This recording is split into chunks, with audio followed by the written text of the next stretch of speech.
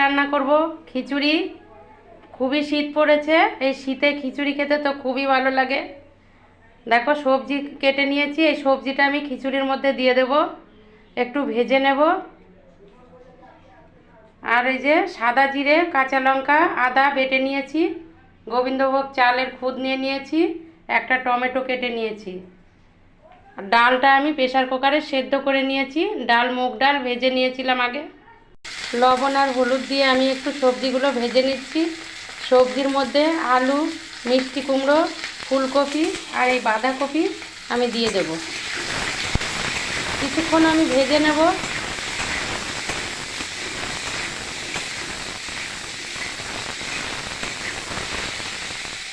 বাঁধাকপিটাও দিয়ে দেব, সব কিছু দিয়ে ভালো করে ভেজে নেব।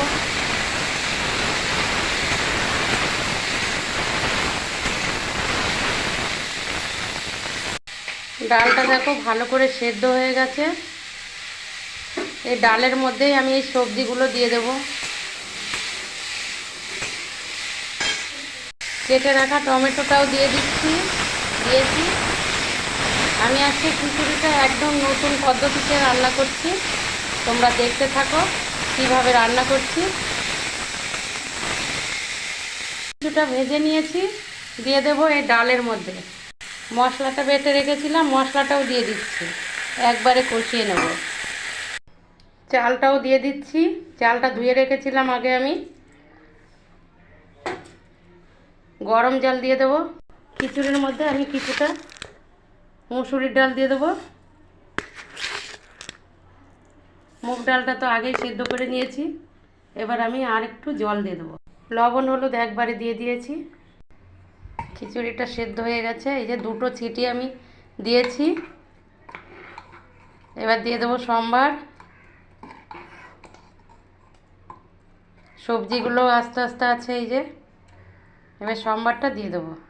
আগে তো আমি জিরে আদা সব কিছু দিয়ে দিয়েছি সবজির সাথে ভেজে, এখন আমি পাঁচফোড়ন আর তেজপাতা সম্বার দিয়ে দিচ্ছি। হয়ে গেছে, এবার আমি খিচুড়িটার মধ্যে ঢেলে দিয়েছি। হাতা দিয়ে একটু নাড়াচাড়া দিয়ে নেব। দেখলে তো কত অল্প সময়ের মধ্যে খিচুড়িটা আমি তৈরি করে নিলাম। কিছুক্ষণ আমি ফুটিয়ে নেব। খিচুড়ির মধ্যে কিছুটা চিনি আমি দিয়ে দিচ্ছি,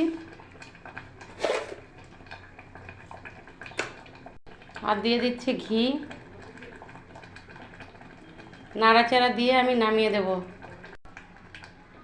খিচুড়িটা হয়ে গেছে।